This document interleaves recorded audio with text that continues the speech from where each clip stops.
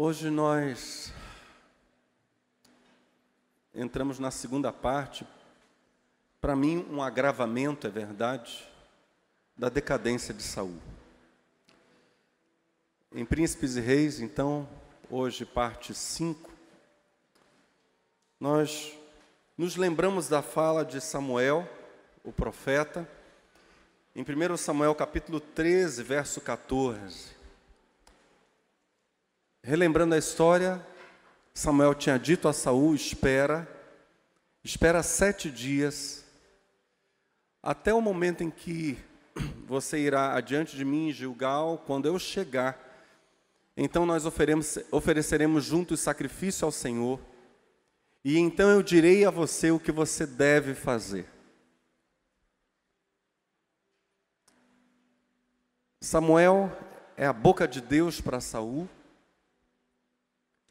Saul sem Samuel está absolutamente incompleto.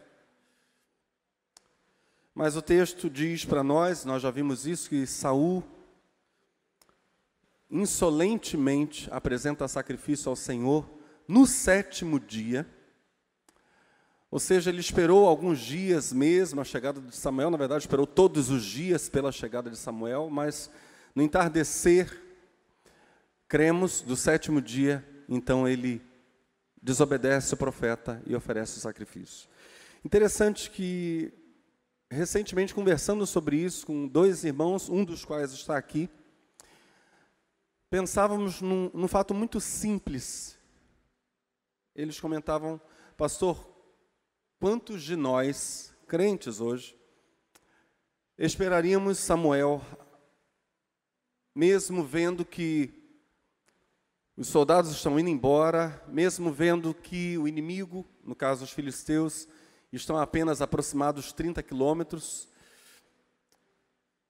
mesmo sabendo que o prazo já estava praticamente encerrado, quantos de nós esperaríamos? E a minha resposta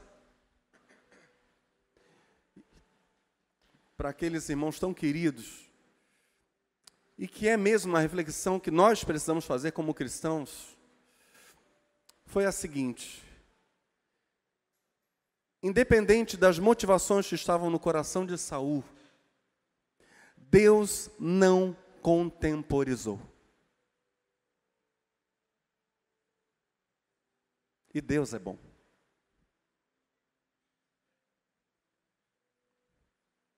Não houve da parte do Senhor tolerância para o erro de Saul, e Samuel vai dizer o que diz aqui, no verso 14 do capítulo 13 de 1 Samuel.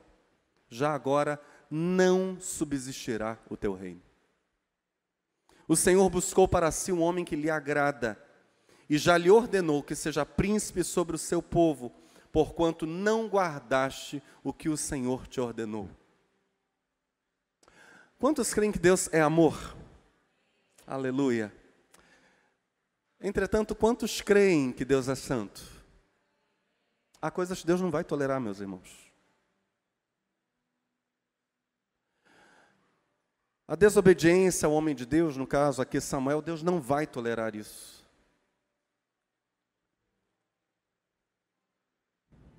Não vai. Isso nos faz lembrar de uma história muito conhecida lá do Gênesis, quando um filho mais velho chora, clama, pede para ter de volta o seu direito de primogenitura. Hebreus diz que, apesar de ele ter chorado com súplicas, seu pai não pôde fazer nada por ele. De quem estamos falando? Esaú. Perdeu. Há coisas que são perdidas e não há como recuperar. Uma delas é unção, viu?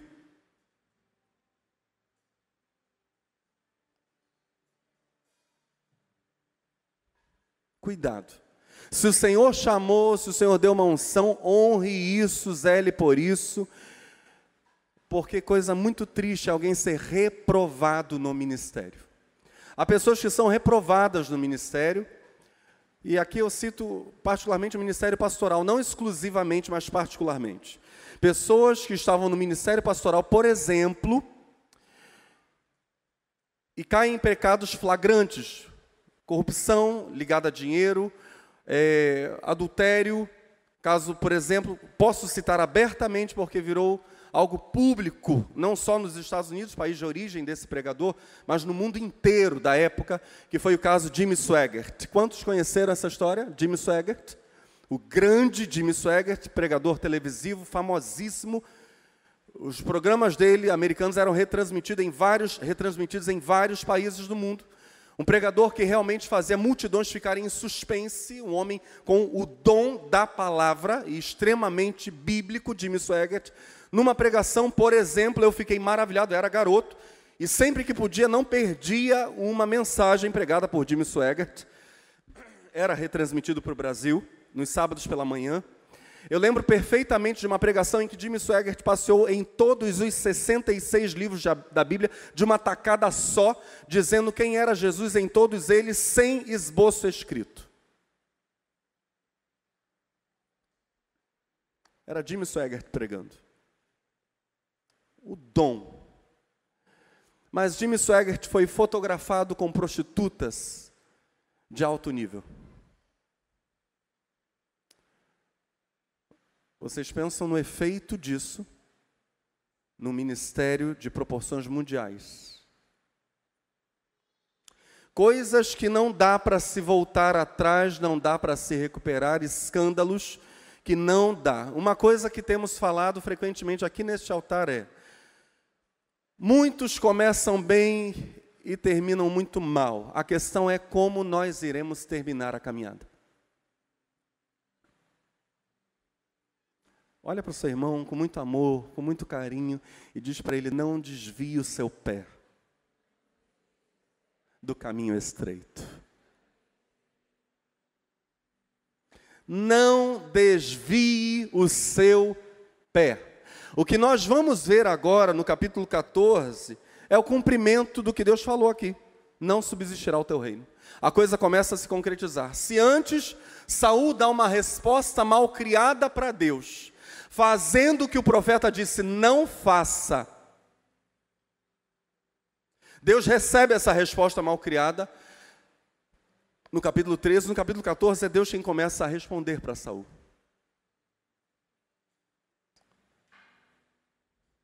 Primeiro, no final do capítulo 13, aquela justificativa, ou os motivos pelos quais ele diz, um dos grandes motivos pelos quais ele diz para Samuel: olha, eu não pude te esperar, porque o povo já ia se dispersando e os filisteus já estão organizados em Micmas. Esse motivo que ele apresentou para Samuel e que Samuel simplesmente ignorou, sequer se cumpriu. Se nós lermos a continuação do texto, capítulo 13 de 1 Samuel, nós vamos ver que os filisteus se organizaram em 3 grandes companhias, saindo de Micmas, 3 postos avançados. Nenhum desses postos, nenhuma dessas companhias, com o objetivo de atacar Saul em Gilgal. O medo dele era uma ilusão. Ele desobedece o profeta por causa do inimigo, o inimigo nem vai atacá-lo.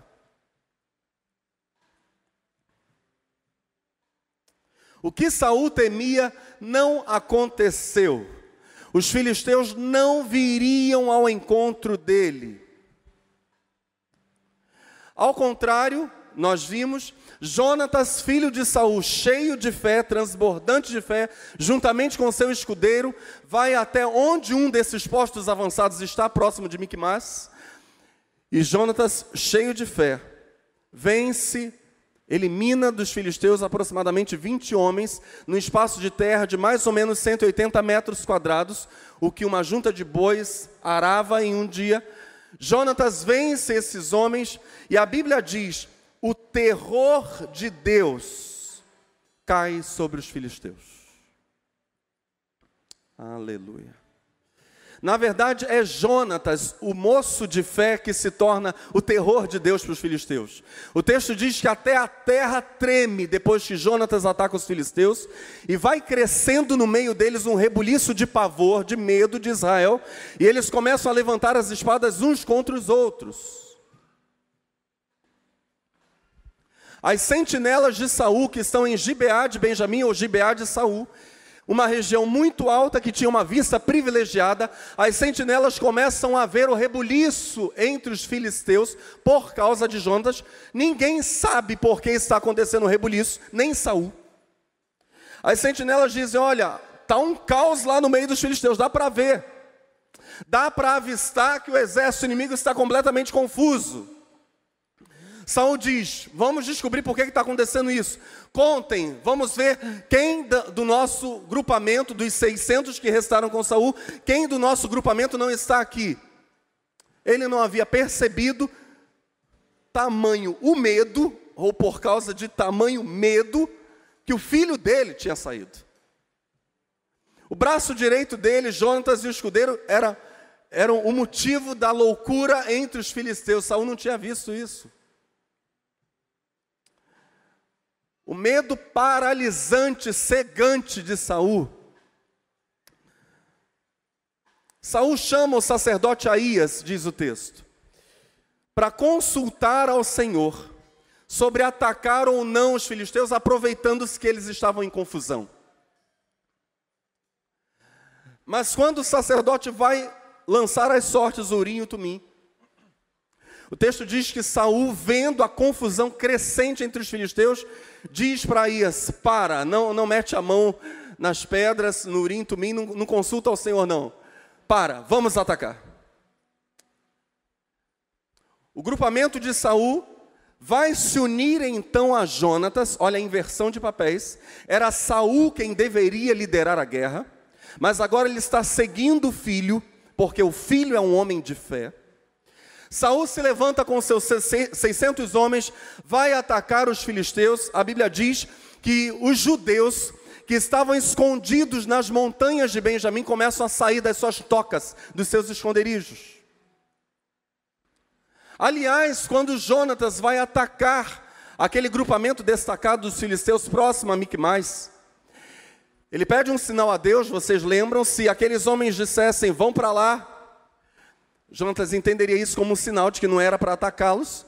Mas se aqueles homens dissessem: venham aqui, aproximem-se de nós, Jonatas entenderia que era o sinal de Deus para que ele e seu escudeiro atacassem o exército inimigo.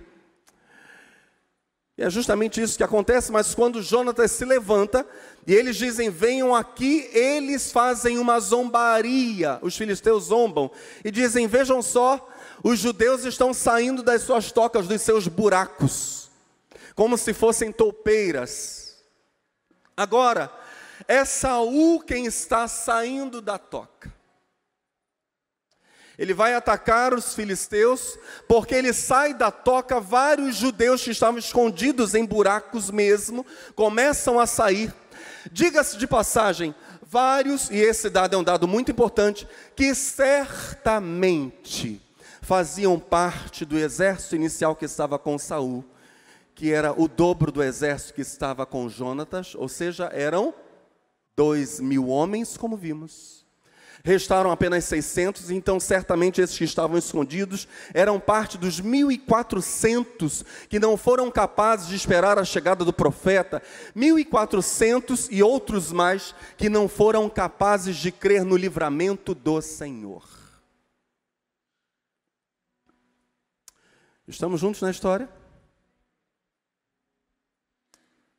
A história desse capítulo é a história, capítulo 14, de 1 Samuel, é a história daquele que uma vez ungido não manteve a unção porque não foi capaz de crer e obedecer.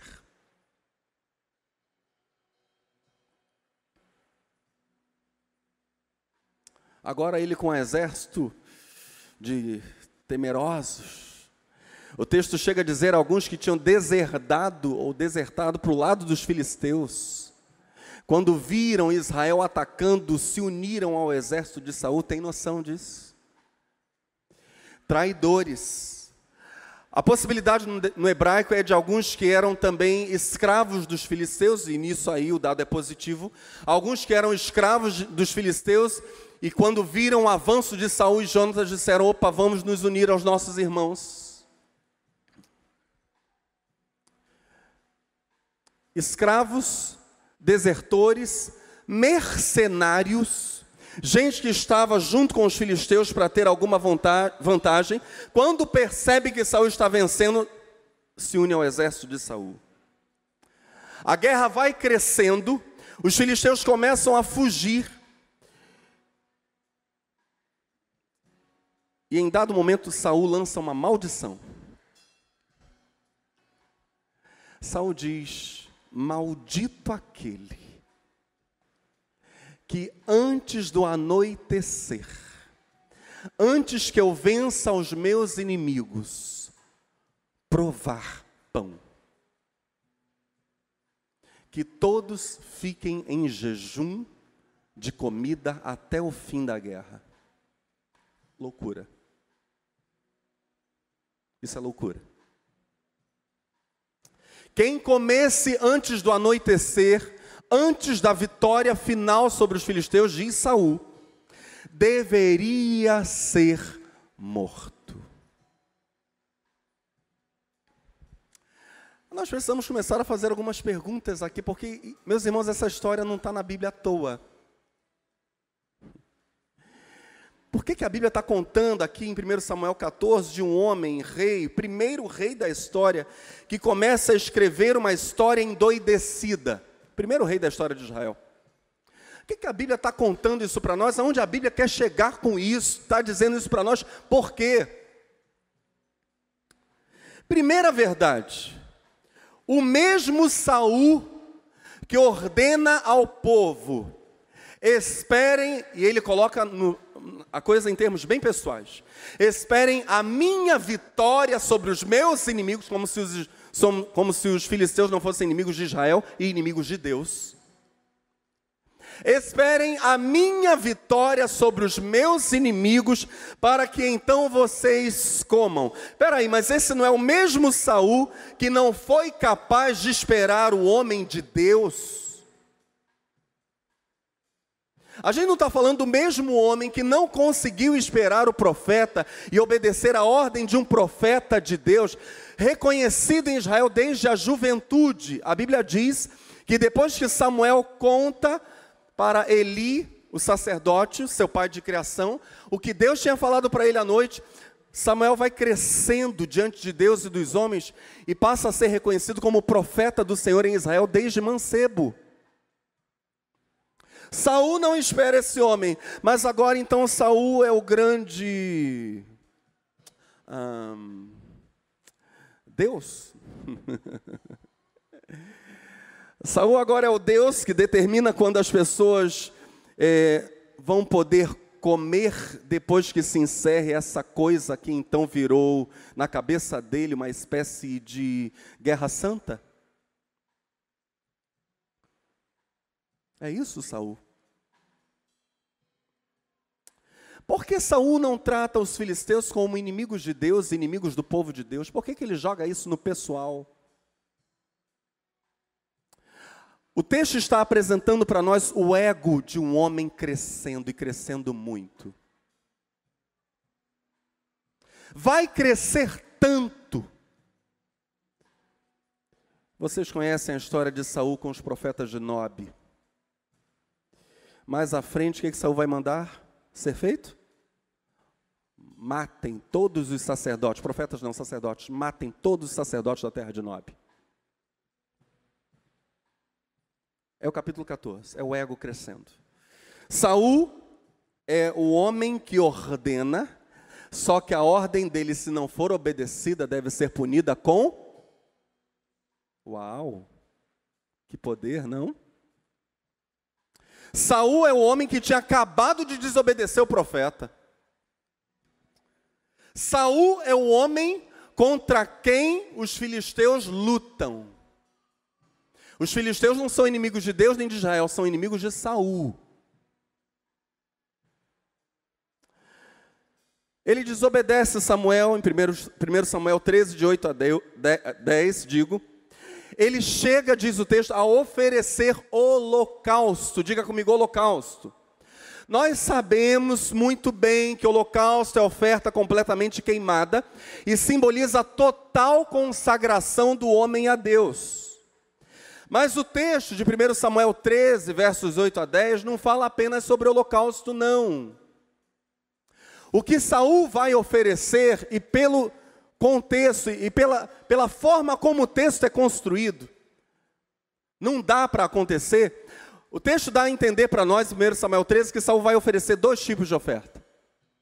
O holocausto primeiro, a oferta totalmente queimada, e em seguida a oferta pacífica, a oferta de paz, que era comida pelo ofertante juntamente com o sacerdote na presença do Senhor, representando a profunda comunhão que havia do ofertante com Deus.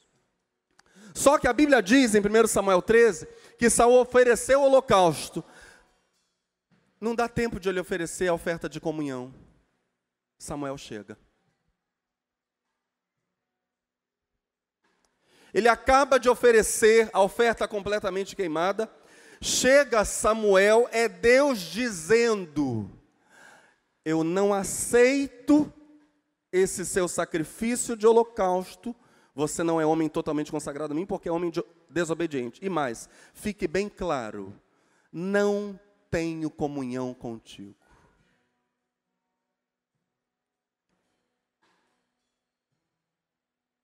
Só que o Saul, que iria comer a oferta, na presença do Senhor, sem a presença do profeta, é o Saul que proíbe o povo de...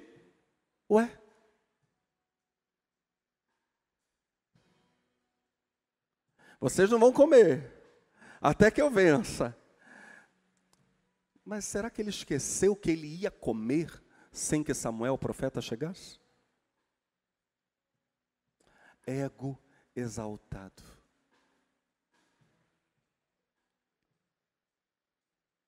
O Saul que ia comer sem permissão a oferta ao Senhor, proíbe o povo de comer. O erro de Saul vai começar a desencadear uma série de problemas em Israel, inclusive uma fala de Jonatas que não deveria ter sido enunciada. 1 Samuel 14, verso 29, vai dizer para nós que depois dessa maldição de Saul, o povo está faminto, o povo está exausto, o povo está guerreando. Eles chegam a um bosque onde está correndo mel. Há um favo de mel, ou mais de um favo de mel, em que o mel está correndo em abundância. E Jonatas, que tinha ido primeiro lutar contra os filisteus e depois foi acompanhado de seu pai, estamos juntos? Não ouviu a maldição de Saul. Jonatas, sem saber da maldição de Saul, pega o seu cajado, encosta no mel, molha a ponta, lambe o mel. A Bíblia diz, na hora ele fica fortalecido, seus olhos brilham, e alguém diz para ele: o senhor não sabe, você não sabe que o seu pai fez um juramento, dizendo que se alguém comesse antes do fim da batalha, do fim da guerra, deveria ser morto. A fala de Jonatas: meu pai turbou a terra.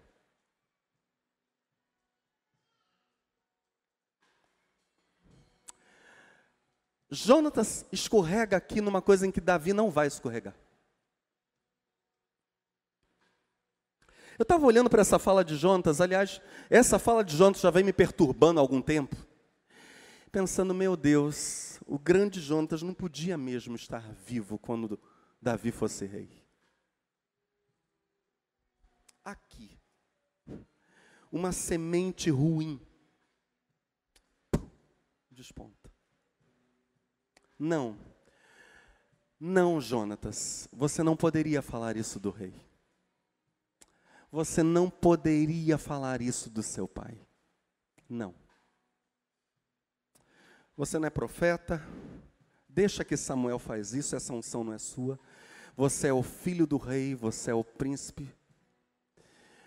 A tua fala abre um precedente em Israel muito ruim. Graças a Deus não aconteceu nesse momento da história, mas Jonatas se assemelha no seu erro a alguém que vai fazer a mesma coisa com o sucessor de Saul, Davi. um filho de Davi, um tal de Absalão. Vejam, Absalão monta a tenda dele, diz: meu pai não ouve as causas do povo, meu pai turbou a terra, mesma fala de Jonatas. Meu pai não está nem aí para as necessidades de vocês. Qual é a sua causa? Vem aqui que eu vou te atender. E Absalão começa a tentar minar o reinado de Davi. Davi nunca fez isso, levantar a mão dele, como ele mesmo falou, contra o... Ele mesmo falou isso, ungido do Senhor. Jonatas aqui escorregou.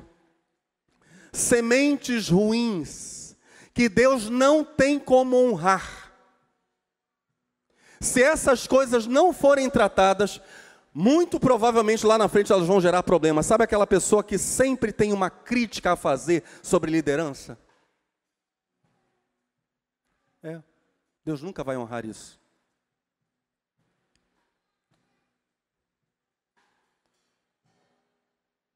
Nunca. O erro de Saul faz Jonatas falar contra o rei. Jonatas, com esse ato, mais do que com o ato de comer o mel, já que ele não sabia, errou. Agora o detalhe. O povo está faminto. O povo está exausto. O povo está vencendo, olha só, Israel está vencendo a guerra contra os filisteus. Os filisteus começam a fugir. Os israelitas caem sobre os despojos da guerra e fazem uma loucura. Eles estavam proibidos de... Aí sabe o que eles vão comer? Eles começam a matar os animais que pertenciam aos filisteus e comer a carne sem que o sangue corresse. Eles começam a quebrar frontalmente a lei de Moisés. Levítico 7 dizia: se alguém comesse carne com sangue, deveria ser extirpado do meio do povo de Deus. Não podia, porque era, na mente do povo, falta de escrúpulos, já que a vida da carne está no seu sangue. Só Deus possui a vida. Só Deus é Senhor sobre a vida. Nenhum judeu poderia comer carne com sangue. Sangue não. E lá vai o povo. Parece um bando de bárbaros.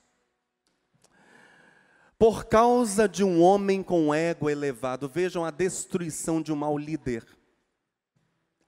Cria problema para o filho. Cria problema para o povo. Esse é o declínio de Saul. A meu ver, o capítulo 14 é o agravamento da coisa. A insolência de Saul trouxe caos para todo lado. Meus irmãos, temos alguém aqui que exerce liderança ou no local de trabalho, ou em casa, ou na escola, ou na igreja. Temos aqui alguém? Muitos, né? Não sejamos insolentes.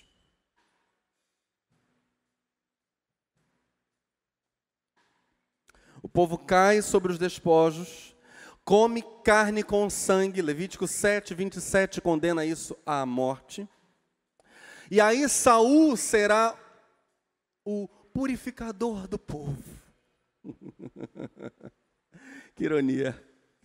Ele que é a causa dessa loucura toda, agora ele vai ser o santo Saul. Chegam para ele e dizem: rei, o povo está cometendo iniquidade, comendo carne com...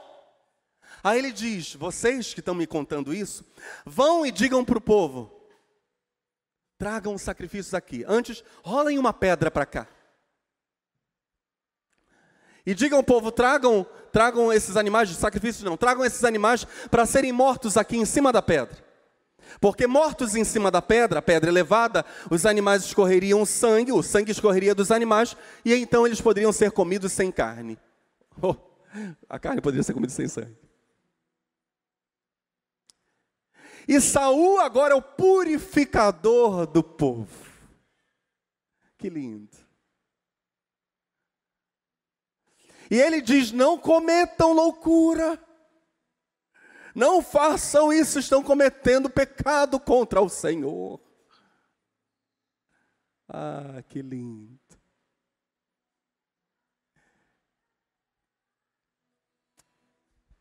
E aí Saul aproveita o embalo, a Bíblia diz, e ergue um altar ao Senhor.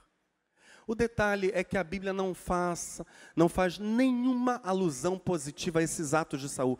Fez alusão positiva a Jonatas no capítulo anterior, dizendo: olha, quando Jonatas foi lutar contra os filisteus, o terror de Deus caiu sobre os filisteus.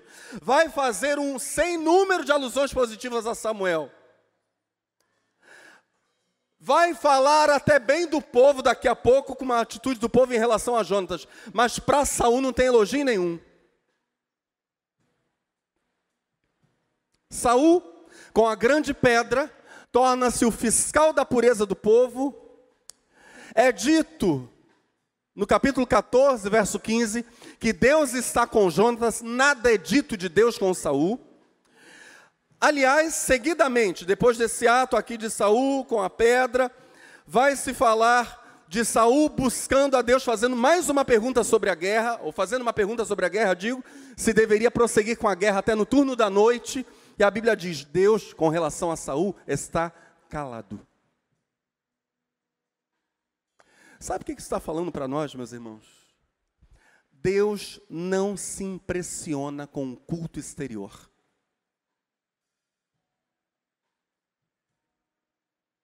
Deus olhou para aquela, vamos pôr em termos bem comuns, bem do povo mesmo, para toda aquela papagaiada de Saul e disse: olha,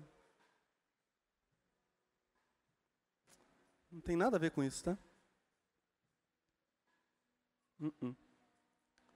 Única coisa que eu queria de você era um coração obediente. Queria um coração obediente, queria um coração cheio de temor, isso eu não encontrei.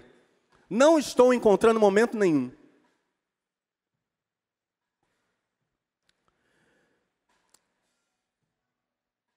Curiosamente, Deus se cala. Saul vai perguntar: Senhor, devo avançar contra os filisteus até a noite?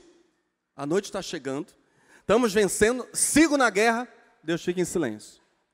Aí Saul, olha só, vai concluir que Deus estava em silêncio porque alguém tinha pecado no meio do povo. Alguém pecou. Deus está triste por alguma coisa. E Saul vai de novo chamar o sacerdote para lançar sortes. Saul está ignorando uma coisa muito simples. Primeiro, quem comesse carne com sangue, diz Levítico 7:27, deveria ser punido com morte.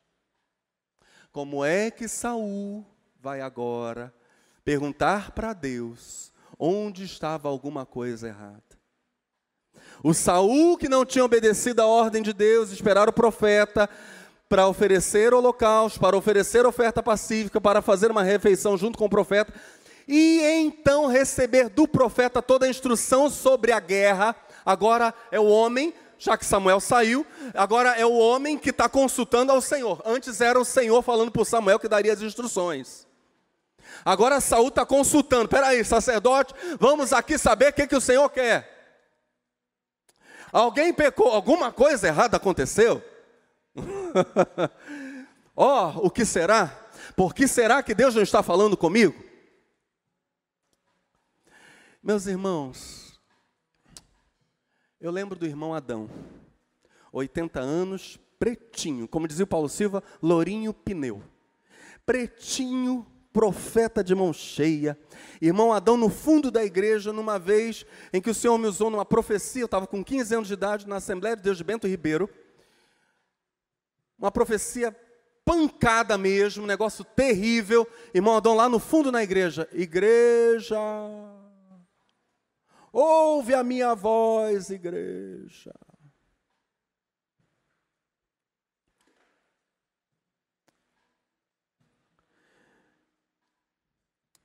gente que teme a Deus, que quer ouvir e obedecer, que não tem nada a ver com esse Saul teatral de 1 Samuel 14. Estamos juntos, meus irmãos? Mas o que me faz lembrar é, o irmão Adão dizia, Deus é perigoso. Profeta velho, homem de Deus, irmão Adão. Cuidado. A mensagem de hoje não é para ninguém sair daqui correndo arrancando os cabelos, mas é para nós andarmos em temor. Tem que andar em temor. Tem que andar em temor. Sabe o que vai acontecer?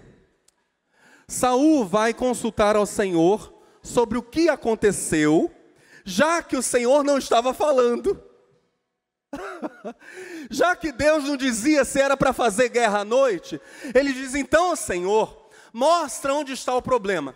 E aí ele se aparta do povo e diz, de um lado estamos eu e meu filho Jonatas, do outro lado está o povo, vamos lançar as sortes. Aí, sacerdote, lança as sortes aí, vamos ver quem errou. E o Deus perigoso vai zombar de Saul.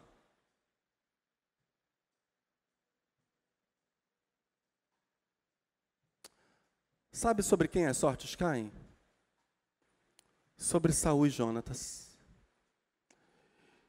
E de novo, quando elas são lançadas, caem sobre Jonatas, o grande herói do dia. O homem que Deus tinha usado por fé para começar a fazer cair o exército dos... O herói. Agora o herói é o vilão. E Saul está unção pura.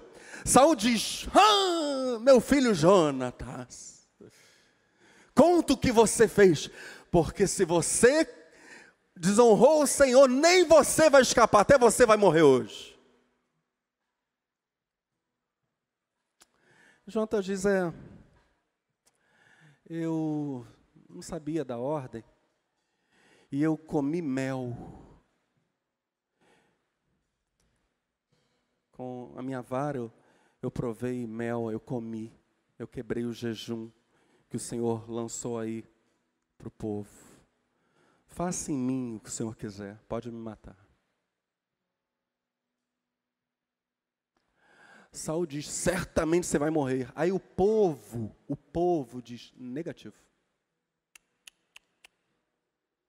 Jonatas, Deus está com ele. Jonatas é herói hoje em Israel. Foi ele quem Deus usou para começar toda essa revolução aqui. Jonatas não morre de jeito nenhum. Negativo, Saul. E o povo então impede Saul. Agora, meus irmãos, vamos lembrar de uma coisa? Não foi o povo que tinha deixado Saul e se escondido em cavernas, e se escondido nas montanhas. Não foi possivelmente esse mesmo povo, o povo que retornou e está agora com Saul, o povo que antes não espera o profeta, não obedece à ordem do profeta, agora, como Saul é homem que também não obedece profeta, o povo agora não obedece nem mais Saul.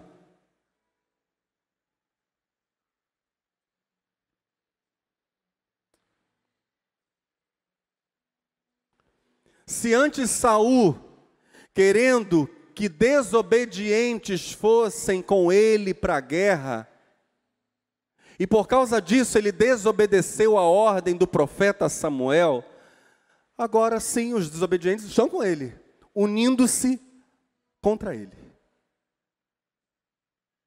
Dizendo, a sua ordem não será obedecida, rei. Sabe o que é isso? Isso é Deus cumprindo a profecia de Samuel. O teu reino não subsistirá. Deus começou a te destronar.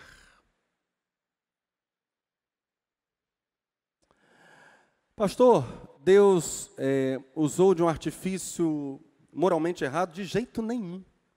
Porque a pergunta de Saul é, quem quebrou uma regra?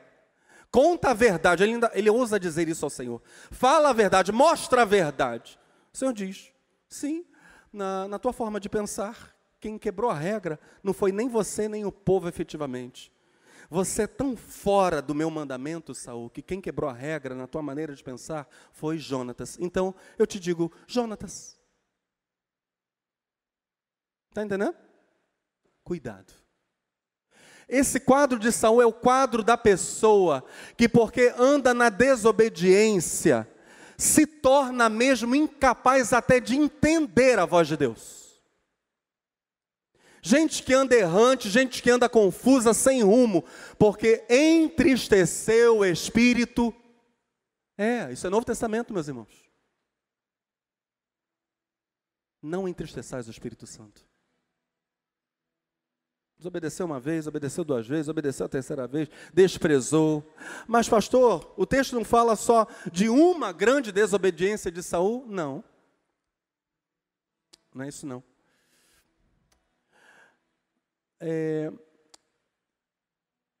Quando Saul, depois de receber a unção, se esconde no meio da bagagem, ele está dizendo que as coisas para ele funcionam do jeito que a cabeça dele entende. Ele definitivamente não é um homem da fé.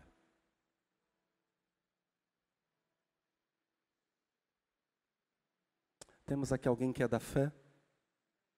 A fé leva sempre à obediência. Essas coisas nunca estão separadas. Pessoas de fé são pessoas obedientes.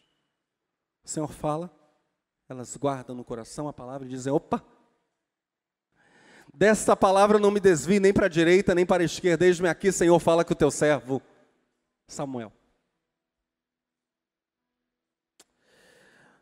Aí nós entramos no capítulo 15, meus irmãos. Capítulo 15 é mesmo Deus completando a remoção de Saul como rei. Ele está sendo destronado, está se cumprindo a palavra de Samuel, teu reino não subsistirá. Deus já encontrou alguém diferente de você, alguém cujo coração é um coração quebrantado, um coração obediente, um coração terno. E eu quero ler, só introduzir, nós não analisaremos todo o capítulo 15 nessa noite, nós nos ateremos apenas ao início dele. Disse Samuel a Saul, enviou-me o Senhor a ungir-te rei sobre o seu povo, sobre Israel. Atenta, pois, agora às palavras do Senhor. Meus irmãos, Deus é muito misericordioso. Muito misericordioso. Saul começou a ser destronado. O povo já começa a ver falhas graves em Saul. Além de ele ter dado uma ordem totalmente despótica, não comam, no meio de uma guerra, no meio de uma batalha, não poder tocar nos despojos e comer, isso é loucura. Além de ele ter dado essa ordem sem sentido, ele ainda quer matar o grande herói do dia, o filho dele, Jonatas, sendo que ele, Saul, não era homem obediente ao Senhor. Ele está mesmo trazendo para si uma autoridade divina, ele é Deus. Apesar disso, Deus ainda, por meio do profeta Samuel, com esse verso 1 de 1 Samuel 15, está dizendo, estou te dando mais uma chance. Mais uma chancezinha. Eu te ungi rei sobre o povo de Israel, agora eu tenho uma palavra do Senhor para te entregar, faz à risca o que eu vou te falar. Diga comigo, Deus é bom. Meus irmãos, esse capítulo não faz sentido. Para esse homem com esse ego exaltado, isso aqui não faz sentido nenhum. Atenta para o que eu vou te falar, Deus está te dando mais uma oportunidade, aproveita. Assim diz o Senhor dos Exércitos: castigarei Amaleque pelo que fez a Israel. Só para a gente entender, quando Israel estava peregrinando no deserto, os amalequitas vieram fazer guerra a Israel. Quando eles estavam em Refidim, vieram fazer guerra. Então nem esperaram Israel chegar lá no território deles, eles já vieram. Melhor defesa é o ataque. Moisés lidera essa guerra, Israel vence, imagina se não venceria sob a liderança de Moisés. Mas os amalequitas não são extintos. Ainda perduram, inimigos de Israel, idólatras contumazes. Deus diz: eu estou cansado dos amalequitas, o povo de Amaleque chega. Vai, pois, agora e fere Amaleque. Só voltar um pouquinho para o verso 2. Assim diz o Senhor dos Exércitos: castigarei Amaleque pelo que fez a Israel, ter se oposto a Israel no caminho, quando este subia do Egito. Vai, pois, agora e fere Amaleque, e destrói totalmente a tudo que tiver, e nada lhe poupes. Porém matarás homem e mulher, meninos e crianças de peito. Isso aqui é um banquete para os céticos e ateus. Que Deus é esse que manda matar bebês de peito? E a gente vai comentar rapidamente sobre isso. Vai, pois, agora e fere Amaleque, nada lhe poupes. Porém matarás homem e mulher, meninos e crianças de peito, bois e ovelhas, camelos e jumentos. Saul convocou o povo e os contou em Telaim, 200.000 homens de pé e 10.000 homens de Judá. Chegando, pois, Saul à cidade de Amaleque, apesar de eles serem um povo nômade, possivelmente tinham um centro de autoridade ou de governança do povo, de governo do povo. É para lá que Saul vai. Chegando, pois, Saul à cidade de Amaleque, pôs emboscadas no vale, e disse aos queneus, um povo amigo, uma das mulheres de um dos patriarcas, inclusive, tinha ligação com o povo queneu. Saul diz: olha, vocês queneus saiam do meio dos amalequitas, para que vocês não morram juntos. Disse aos queneus: ide-vos, retirai-vos, e saí do meio dos amalequitas, para que eu vos não destrua juntamente com eles, porque usastes de misericórdia para com todos os filhos de Israel quando subiram do Egito. Assim os queneus se retiraram do meio dos amalequitas. Então feriu Saul os amalequitas, desde Avilá até chegar a Sur, e se a gente olhar no mapa, foi uma região imensa, que está defronte do Egito. Tomou vivo a Agag, que possivelmente não é um nome próprio, mas um título, como Faraó, como César e outros mais que aparecem na Bíblia. Então tomou vivo, a Agag, rei dos amalequitas, porém a todo o povo destruiu ao fio ou a fio de espada. E Saul e o povo pouparam Agag, e o melhor das ovelhas e dos bois, e os animais gordos e os cordeiros, e o melhor que havia, e não os quiseram destruir totalmente, porém toda coisa vil e desprezível destruíram. Então veio a palavra do Senhor a Samuel, e aqui nós pararemos dizendo: arrependo-me de haver constituído Saul rei, porquanto deixou de me seguir e não executou as minhas palavras. Então Samuel se contristou e toda a noite clamou ao Senhor. Meus irmãos, primeiro dando uma resposta aos céticos,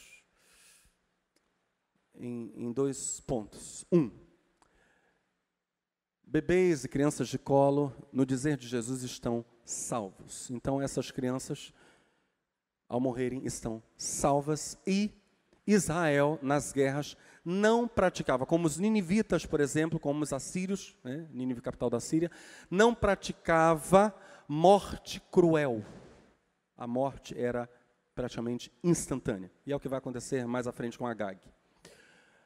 Outro detalhe, ponto 2, é o seguinte: é Deus quem dá a vida e é Deus quem tira a vida por diversos meios o tempo todo.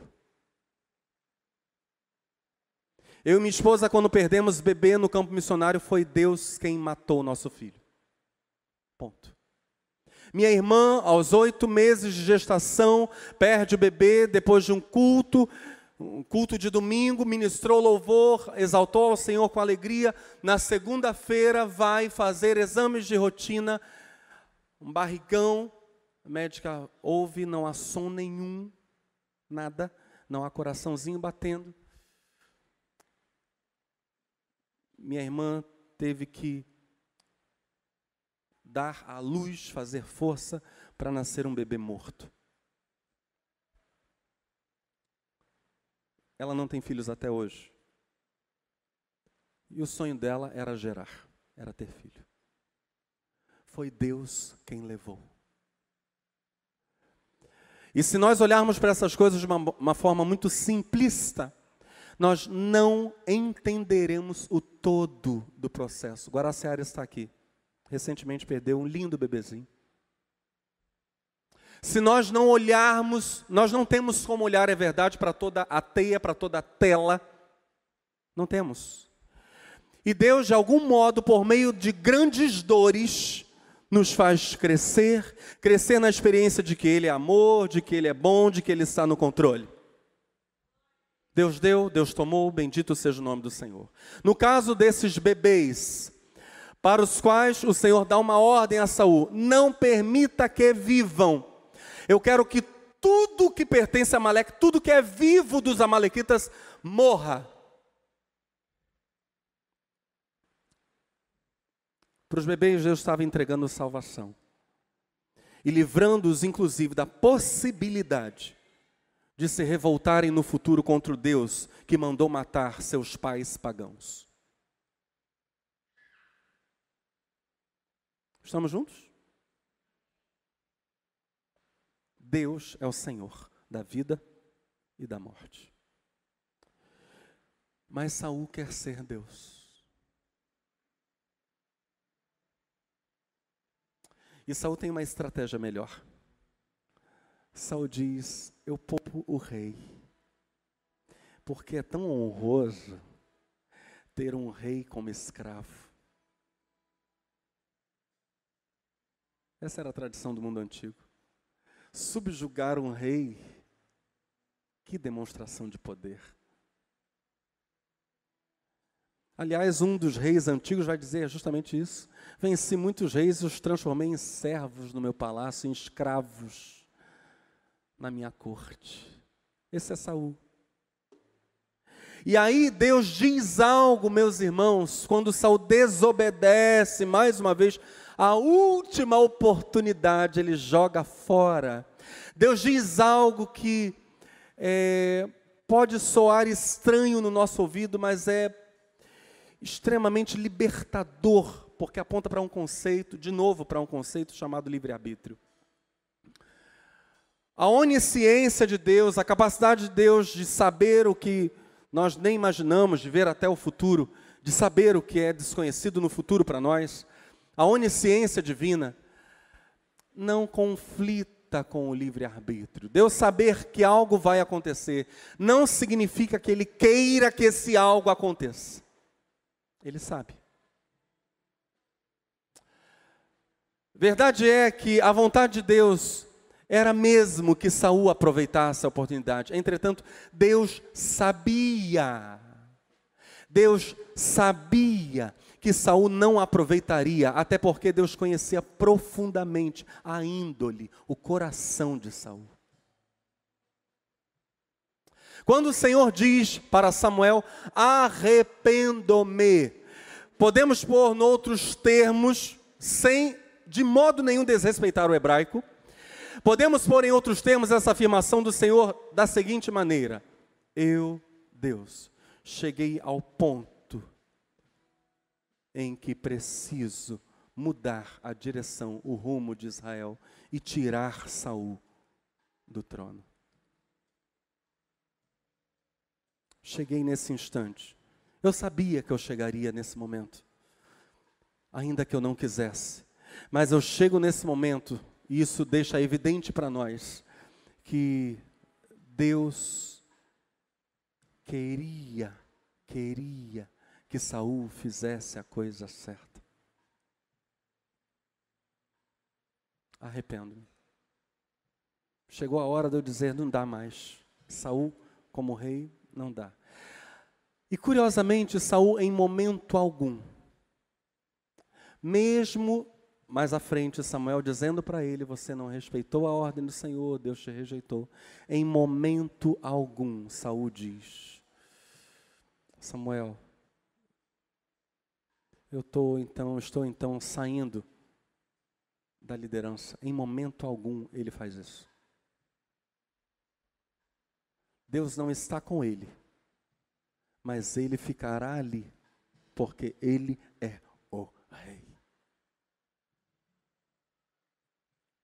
Sabe, meus irmãos, quando a gente percebe que o nosso chamado já ficou uma coisa embolada, a nossa vida está uma coisa embolada, e a gente não está mais sabendo para que lado vai, nem por onde está vindo a voz de Deus, se é que ela está vindo, a gente precisa parar. Há pessoas que permanecem no automático porque o ministério se transformou já numa coisa chamada status. Para. Saul não vai parar. Saul será uma máquina de autodestruição. Deus fala para ele, ele não obedece e ele não sai do trono. Em nome de Jesus, que no nosso coração não haja nada do que há no coração de Saul, primeiro rei de Israel. Saul, o soberbo. Saul, o altivo. Saul, o rei que despreza o rei Deus. Que nos nossos corações haja um crescente temor do Senhor. Por favor, fique de pé no seu lugar.